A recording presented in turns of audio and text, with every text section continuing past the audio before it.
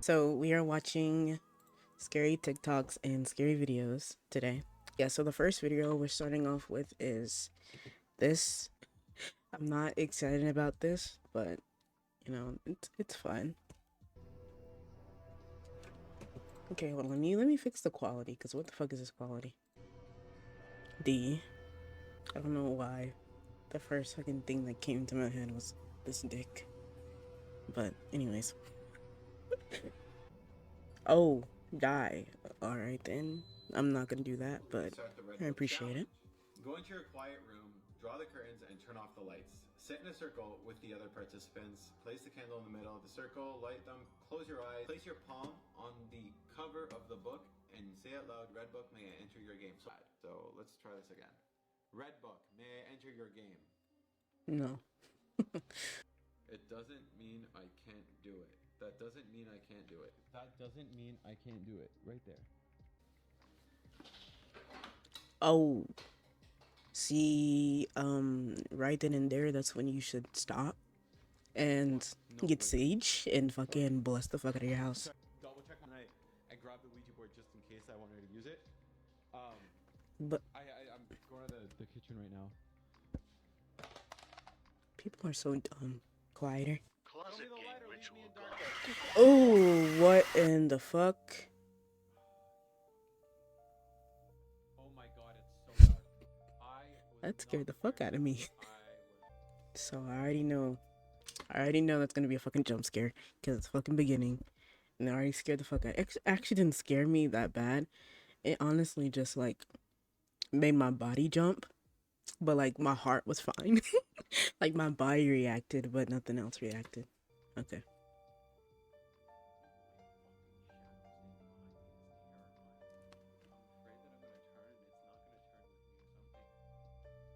Bro, my dad's be doing this with my fucking reflection and shit. That is so. I swear to God, there's bro. Ow! Fuck, son of a bitch. There, bro. This has not been 2 minutes yet, but I just heard fucking. I heard something. I swear to God, it. Oh fucking. Oh. There's gonna be a jump scare. I already know it. Okay, 2 minutes. Show me the light or leave me in darkness. I'm literally fucking balled up in my blanket right now. With like my blanket like half covering my face and shit, cause I'm terrified. Or leave me in darkness. Oh fucking hell, bro. See, this is how I know it's fucking bullshit. Oh my god. What the fuck, bro? What the hell, bro? I regret this decision to make this fucking stream. I regret it. Bro, what the fuck? Okay.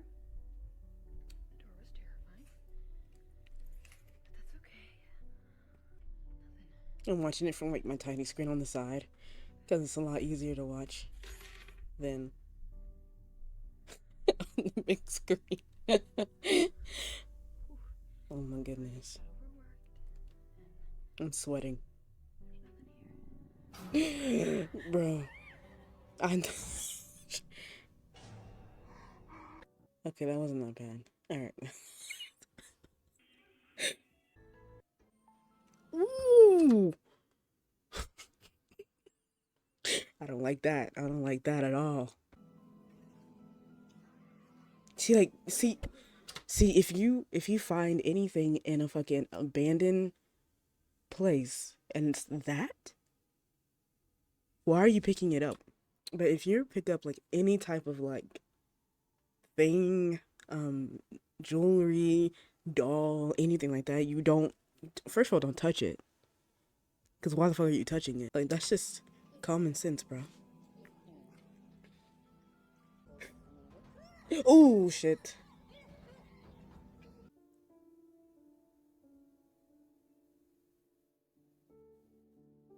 Somebody rubbing on the fucking tree? The fuck was that? Yep, someone's hand was rubbing on the tree. Alright. Be a fucking jump scare. And I'm just... Ew.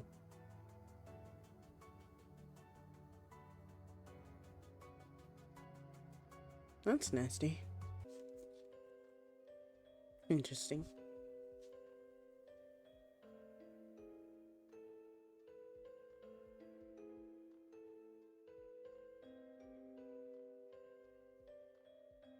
Wait, did you like kind of see something? Oh shit, oops. Did you like kind of see something like here? Like, do you see that? It like comes out and then goes in a little bit. Maybe that's just me like thinking into stuff too much, but kind of looks like something's like going out, looking, and then ducking back in, maybe. See, I mean, even with that happening, I would still leave. Like, it would take just that one thing happening. Yeah. Oh. Did he just get...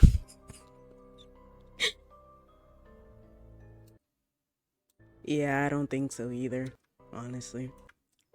Listen, I'm probably not gonna go to sleep anytime soon tonight either. But like, why did he get bodied by a fucking ghost like that?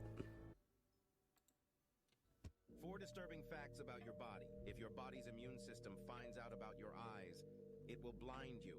Yes, that is correct. Your eyes and your body have separate immune systems. And if for some reason your body's immune system discovers your eyes, it will attack them, sending you blind. You can get a condition called fatal familial insomnia. This is a condition where you cannot sleep for days and you begin to lose your mind bit by bit until you die. I actually heard about this before, and it dead eyes like scares me a little bit. Yeah, it's scary as fuck. Cancer. In your lifetime, your immune system destroys anywhere from 5 to 8 cancerous cells that do not self-destruct. Some cancers fool your immune system so they can grow and spread. If you have even a small brain trauma, your brain can reset, changing your likes, dislikes, and other aspects of your personality. That's cool. That's really cool. That isn't very like disturbing or anything. Facts that will creep you TF out. Okay. You are always 6 minutes away from death. Breathing resets that clock. 3M is known as the devil's hour because it is said that during this hour the veil between our world and the paranormal world is at its That's why I hate it so much. Lapel divide is when you have self-destructive thoughts for a split second. For instance, picturing yourself swerving into oncoming traffic or jumping off of a bridge, although you never really would. So I do that a lot. Do it. Every time I fucking every time I fucking drive, or if I'm like going on a bridge. Okay. So like sometimes when I go to work, I like have to drive on a bridge, and every time I go on that bridge, I'm like, what if I just like swerve into the fucking water? You know, I can't swim, so of course I'm gonna die. But you know, it's just like thoughts. Is the opposite of déjà vu. This is when you feel like you're seeing or experiencing something for the first time, despite rationally knowing that you've seen or done it before. Oh, okay, that's interesting. And he would then tell I'm actually gonna skip this part a little bit, so I'm just gonna fast forward a little bit. He thought they stopped recording.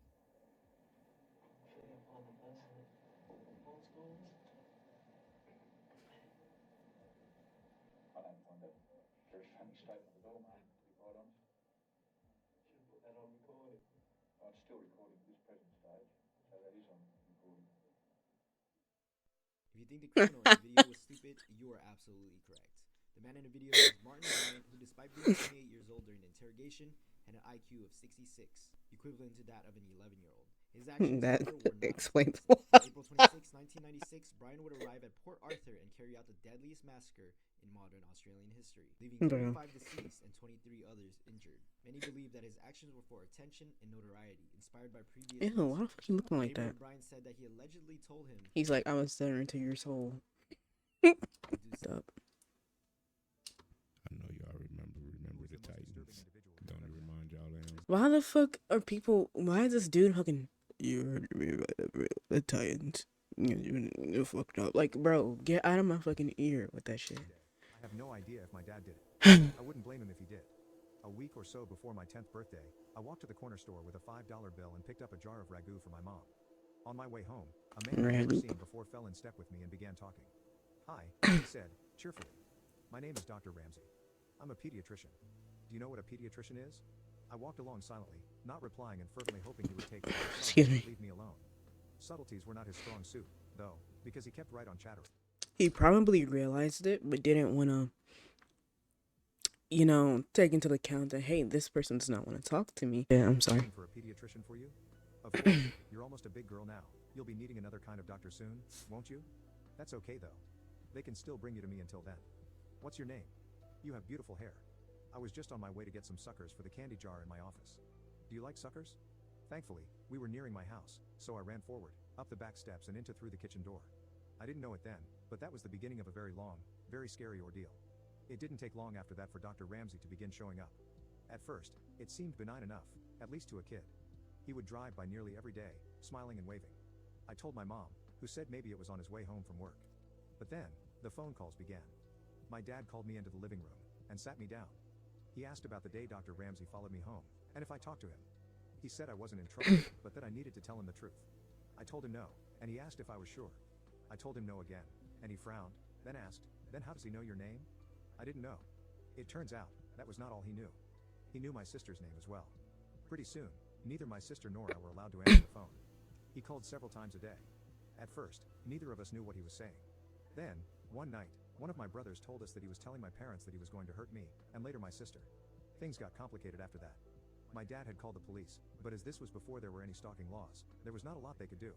They told my parents to call back if he tried anything. My dad then called a friend of his from back in the day, who happened to be a cop. For the next month, my dad's friend escorted me to and from school. Suddenly, life as I knew it came screeching to a halt. I couldn't walk to school alone, I couldn't play outside, I couldn't walk to 7 to 11. When access to me was completely denied, things escalated. It was around this time he began threatening my sister as well. Then one afternoon my sister, 2 of my brothers, my mom and I were all in the kitchen. One of my brothers saw a glimpse of someone in the garage. They'd seen him too.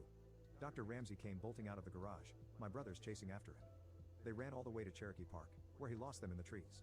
My parents called the police again, but nothing came of it. The only information they had was a description, and the fake name Dr. Ramsey. A couple of weeks later, we woke to find a dog hanging from the side porch. She was a gorgeous saddleback German Shepherd, born the same day I was. We were all devastated. The cops said there was no evidence it was him, and ruled it accidental. But Bro, see, this is why I'm not gonna say hate cops and police, but like, it's like, how many times does this shit have to happen for you to actually do something about it? But then the time when you want to start doing something about it, the person's like already dead, or something happened to them, and or the family's like, there's no point, or the dude that, or the person that did it is like dead already.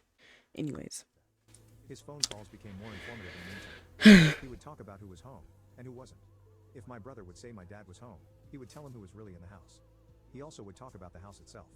About the window in the kitchen he could easily open with a wedge from the outside even when it was locked, and about the French doors that connected the living room to the side porch and how the lock could be opened from the outside if you jiggled it just right. That night, my dad put in some carpenter nails at the bottom of the French doors until he could get a new lock ordered. My parents had to go to a company event for my dad's work. My older brothers were at Saints West roller skating rink. My sister was on the phone with her best friend. My little brother was on the floor asleep. I was watching Devo on the midnight special. why the fuck would you leave your kids alone when you know that that shit's happening? I don't understand parents sometimes. I was about to say something, but I'm not gonna say it. So let's continue. It was late. Suddenly, the top of the French doors swung inward, and in the few milliseconds, before the nails in the bottom caused them to snap back, I could see his silhouette. My sister whipped the phone at the television, and we ran up the stairs. About halfway up, we realized our little brother was still asleep on the living room floor. As quietly as we could, we slipped back down the stairs to get him. We all went into our bedroom and didn't turn on the light, this way we could see outside. We watched out the window for a while, and when we didn't find him, we crept down the hall to our brother's room to look. We looked down and could see someone standing at the back door. He knocked, loudly. "What do you want?" My sister asked out the window. He stepped back and said, "Is this the Mercy residence? I have a pizza for delivery. Can you come to the door?" She scoffed at him, declaring she was not stupid. She could see he didn't have a pizza, and she was calling the cops. He left. A short while later, my brothers returned home. We told them what happened and they walked around the yard, watching for him. They came back in, and things settled down. By now we'd pretty much given up calling the cops because it never helped, so we just went back in, each of us carrying a knife from the kitchen just in case. Eventually, one of my brothers went into the kitchen to get a bowl of cereal as a snack. You know that sensation you get when you can just feel someone watching you? Mm-hmm. Yeah, he had that in spades. He kept looking around the kitchen, through the doorway into the dining room, at the windows.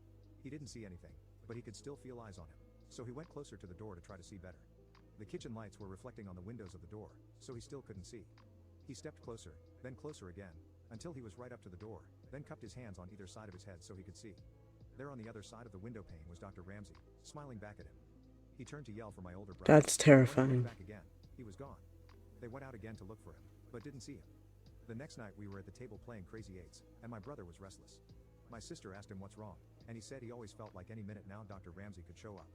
Almost immediately after he finished his sentence, we all heard boom boom boom on the window right behind him. In the chaos, the two eldest ran out, but he was already gone. A couple of weeks later, I was at school and we were outside on the playground during recess. I was swinging upside down when I saw that now familiar blue Ford Galaxy cruising by, moving slowly. There he was, smiling and waving. He called my name, and I ran to the teacher and told her.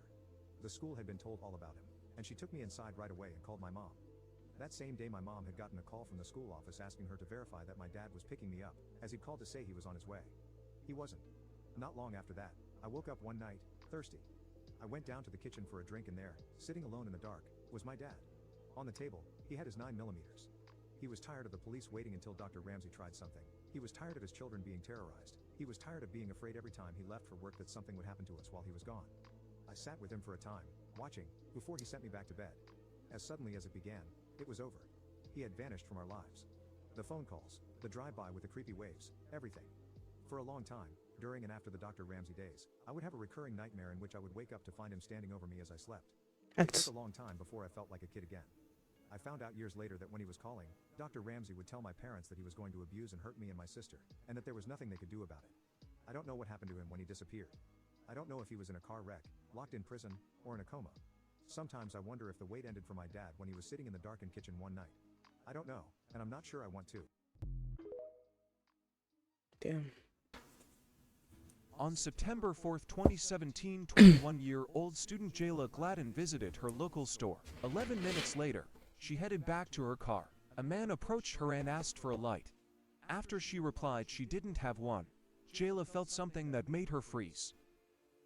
A knife pressed against her while trying to get inside the car. The man forced his way into the car with her and took off. At 11:57 p.m., a witness dials 911.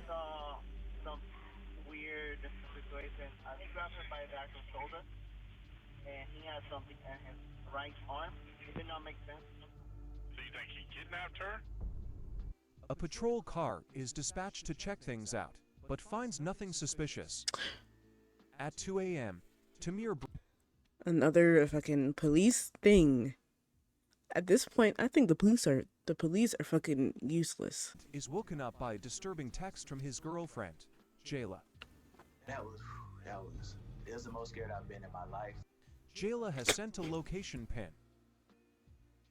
It says she's in Atlanta, about 50 miles away. By then, the man had driven her for miles, before stopping behind an abandoned church, where she was assaulted, then continued the drive to Atlanta. Jayla's response is chilling. Kidnapped. When she typed on God, he knew it was serious. Her boyfriend rushed to the local police station, which notified the Atlanta Police Department. While on their way to Atlanta, the kidnapper had asked her the way to the nearest gas station. Jayla convinced him she needed her phone to Google the locations. She turned the screen's brightness down and secretly started texting. The texts began getting scarier.